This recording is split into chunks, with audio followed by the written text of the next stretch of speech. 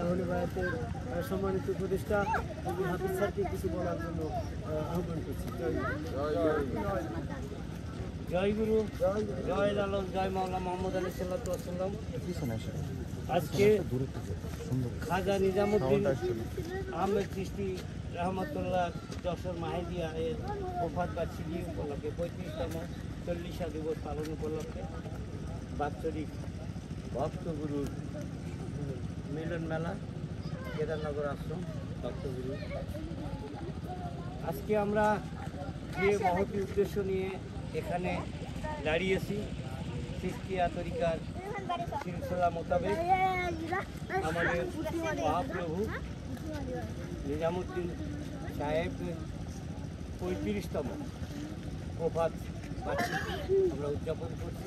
প্রতি বছরের নাই, এবারও আমরা উদযাপন করছি।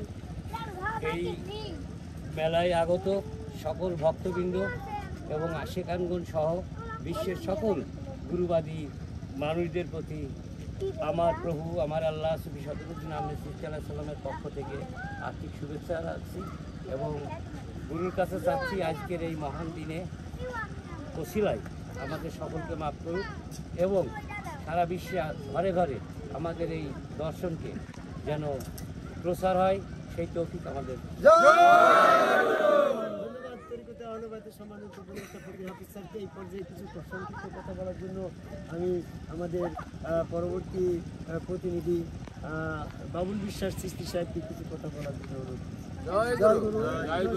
আজকের এই মহতী জলসা উপলক্ষে আমার পরম গুরু হযরত নিজামুদ্দিন আহমেদ চিশতি সাহেবের 35তম মৃত্যুবার্ষিকী উপলক্ষে আমরা যে দিনটা উদযাপন করে আসছি দীর্ঘদিন থেকে, আজকে সেই দিনই আমরা পালন করছি। এই দিন উপলক্ষে আমরা এই বিশ্বের মানুষের কাছে সকলকে মানুষের কাছে জানাতে চাই, এই মেসেজ দিতে চাই, সিরাতাল মুস্তাকিমের পথ, হিদায়াতের পথ, যে পথটা এই গুরুবাদী ধারার মানুষ ধরে আছে, সেই পথটা যদি আমরা সবাই আঁকড়ে ধরে রাখতে পারি তবে আমরা আল্লাহ পর্যন্ত পৌঁছাতে পারব এবং আল্লাহর নিকটবর্তী হতে পারবো। আমরা যখনই হতে পারবো তখনই আমাদের পূর্বের জন্মের পাপগুলা মোচন করে আমরা সেই হিদায়াতের পথের সন্ধানে আমরা আল্লাহ পর্যন্ত পৌঁছে যাব। আমি এই আহ্বান করি সকল মানুষের, যারা ধর্ম নিয়ে বিভ্রান্তি সৃষ্টি করেছে, তারা বলে যে যারা আদমকামে আল্লাহকে সেজদা করে এরা শিরক করে। আমরা শিরক করি কি না তারা আল্লাহর কথা মোতাবেক কোরআন থেকে যদি রিসার্চ করে আমাদেরকে বলে যে আমরা এই পথে আছি শিরকের পথে, খালি করে আমরা এই পথ থেকে সরে যাব।